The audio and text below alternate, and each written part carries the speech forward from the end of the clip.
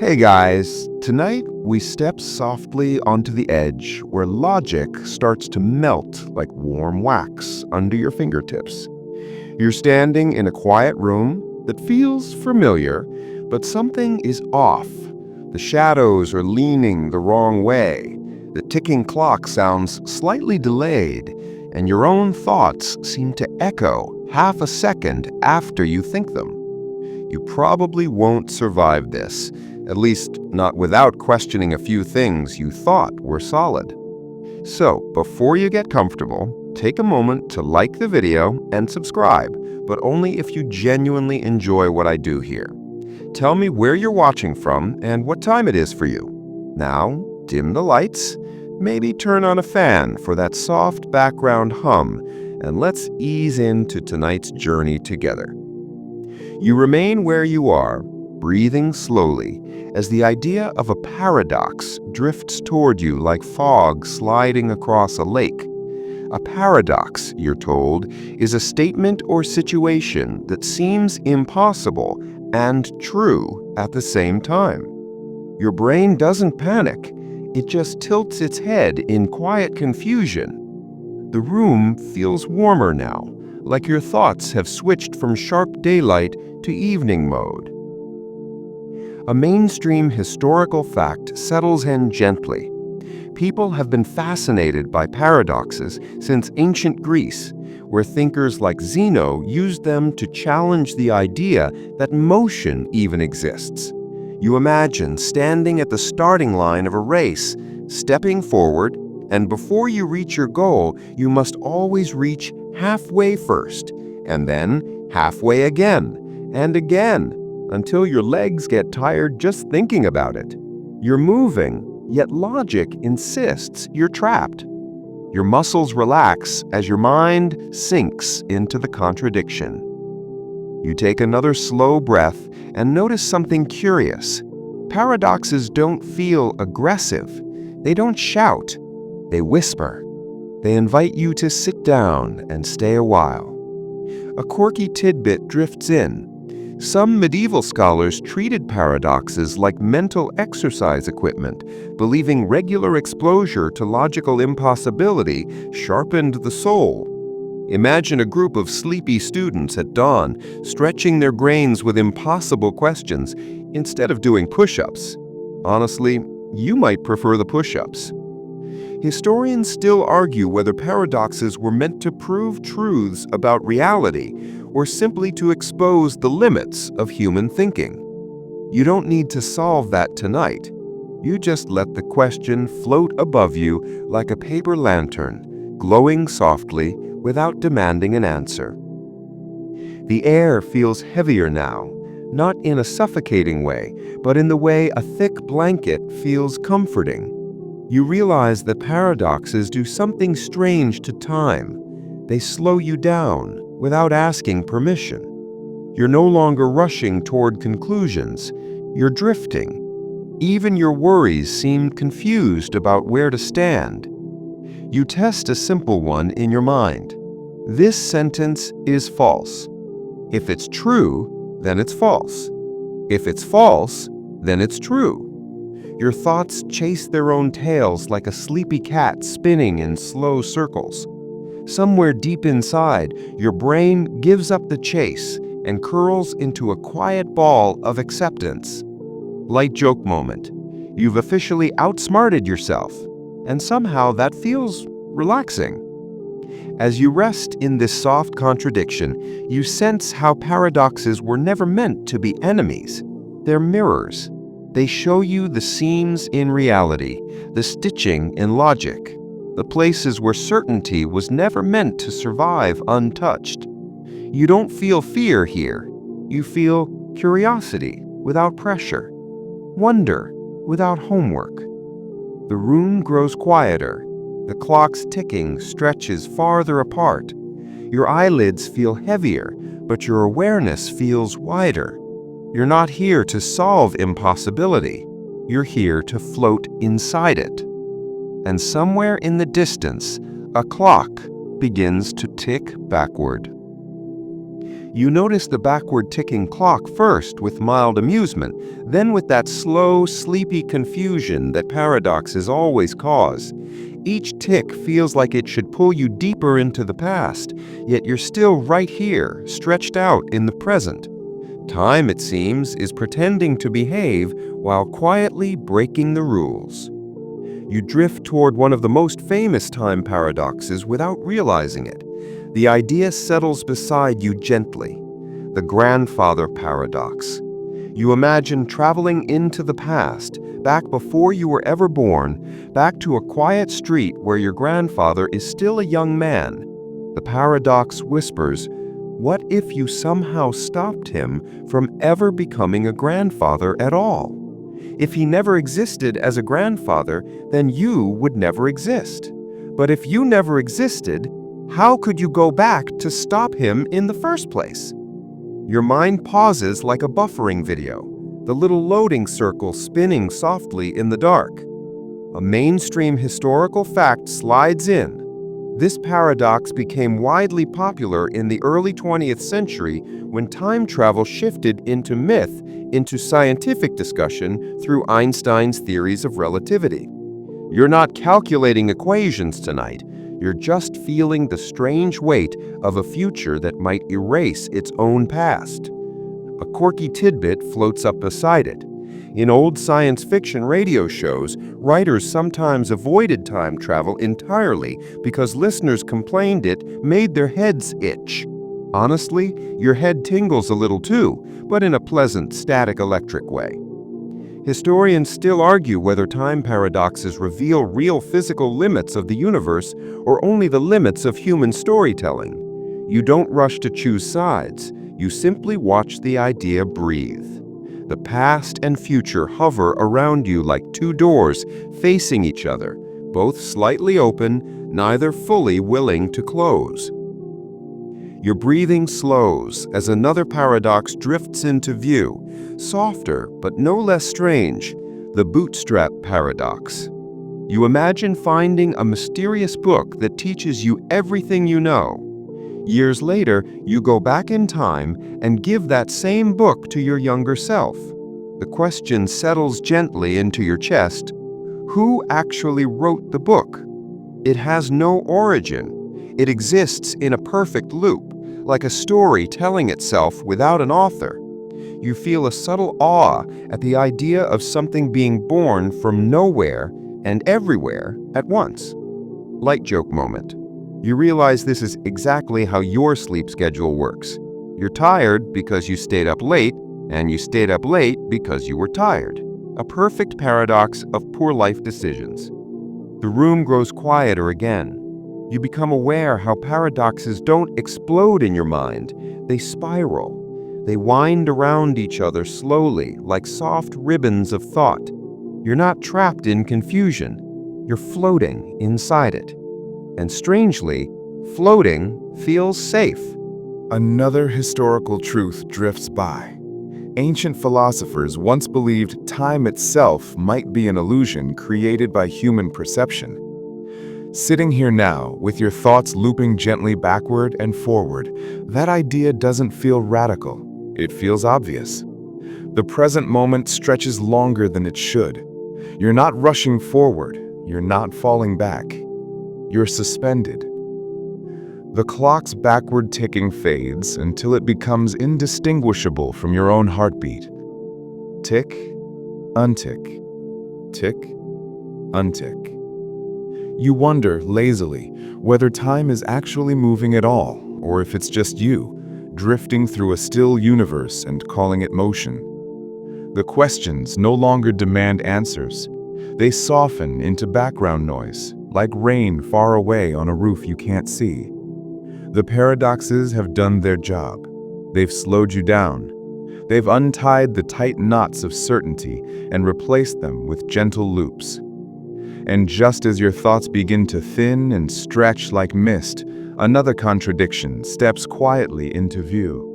One that isn't about time at all, but about choice. You drift forward without quite realizing you've crossed from time into identity. The questions feel warmer here, closer to the skin. You're no longer watching clocks melt, you're watching a self slowly change while pretending it's staying the same. The object waiting for you in the quiet is an old wooden ship, rocking gently in dark water. This is the Ship of Theseus, though no one says the name out loud. You already feel what it's about to ask you. Plank by plank, the sailors replace its boards. One rotten beam today, one cracked mast tomorrow. Months pass, years pass. Eventually, not a single original piece remains. You lean closer to the thought, sleepy and curious at the same time. Is it still the same ship? You feel the question brushing against you like a cool breeze. If every part is changed, what exactly stayed the same? A mainstream historical fact settles beside you. This paradox was first recorded by ancient Greek philosophers over 2,000 years ago. Long before engines, satellites, or smartphones, people were already struggling with the idea that change might erase identity or quietly preserve it. A quirky tidbit drifts in next. Some modern scientist once tried a playful version of this by rebuilding a classic guitar piece by piece, replacing every component over time. When they finished, they argued for weeks about whether it was the same instrument that had played the first song. The guitar, wisely, kept quiet. Historians still argue whether identity depends on physical material, memory, function, or something invisible that resists definition. You let that debate echo softly as you feel it turning inward. Because now, the ship is no longer a ship. It's you. Your cells replace themselves constantly. Your thoughts shift. Your fears trade places with new ones. The version of you from 5 years ago feels like a stranger you vaguely remember sharing a room with. Yet here you are, lying still, breathing the same breath, answering to the same name. Are you still the same person, or just a perfectly convincing sequel? Light joke moment. You realize if you applied the Ship of Theseus logic to your phone, you'd have replaced the screen, the battery, the case, the charger, and somehow still insist it's the same phone you bought years ago. Identity, apparently, is emotionally stubborn. The paradox grows softer now, more intimate. You imagine two ships side by side, one made from the original replaced planks, rebuilt somewhere else. The other made from all the new pieces, never broken, never patched. Which one is the real ship? Your mind tries to choose, then grows tired of choosing. You let both be real. You let both be true. Another historical truth slips in quietly. Ancient thinkers once believed the soul was the unchanging anchor beneath all physical change. Tonight, you're not required to believe that. You're only invited to notice how comforting the idea feels, that something essential might survive every replacement.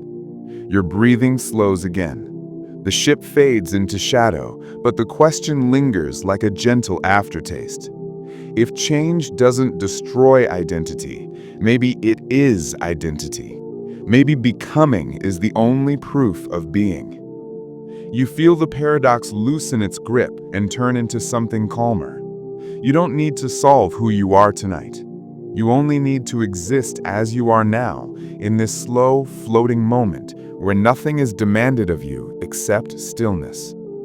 And somewhere in the quiet distance, another figure begins to move, not across water this time, but across space itself, running so fast that time begins to stretch.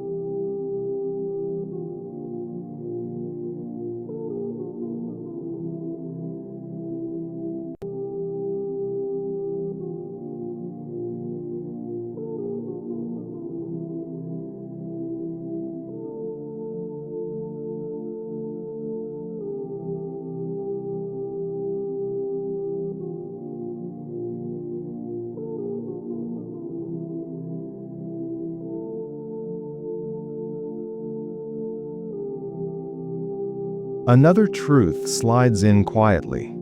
Motion through space changes your relationship with time, but motion through meaning does something similar.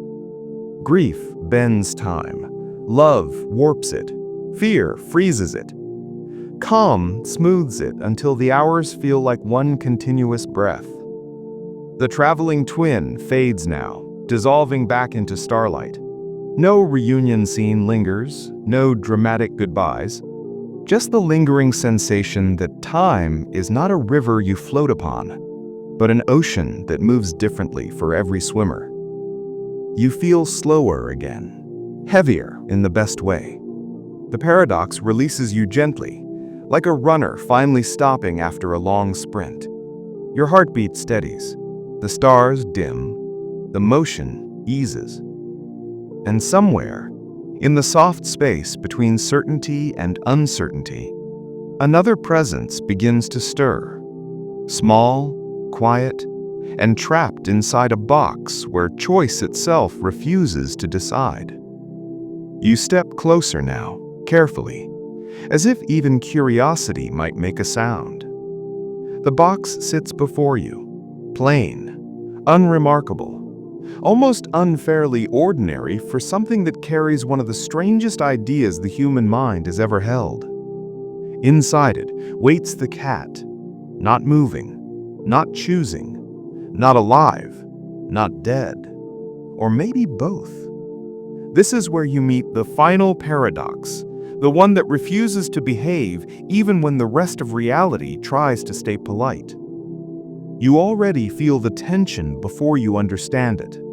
The thought itself presses against you like fog.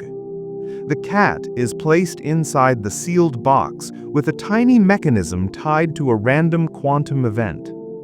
If that event occurs, the mechanism triggers. If it doesn't, nothing happens. Until the box is opened, the system exists in a suspended state, a shimmering maybe. Life and death overlap without resolving. This is Schrödinger's cat, the paradox that makes logic sit down and rub its temples. Here's your mainstream historical fact, steady and quiet. This thought experiment was proposed in 1935 by physicist Erwin Schrödinger, not to celebrate quantum weirdness, but to criticize how absurd it seemed when scaled up to everyday life. He intended it as a warning. Instead, it became a legend. You feel the weight of it now. The idea that reality, at its deepest level, does not commit to an outcome until it is observed. That potential itself holds power. That certainty waits for attention. A strange, almost playful tidbit drifts through the dark. Some modern interpretations suggest that the cat is not truly both alive and dead, but that the universe itself splits into different branches. One where the cat lives, one where it doesn't.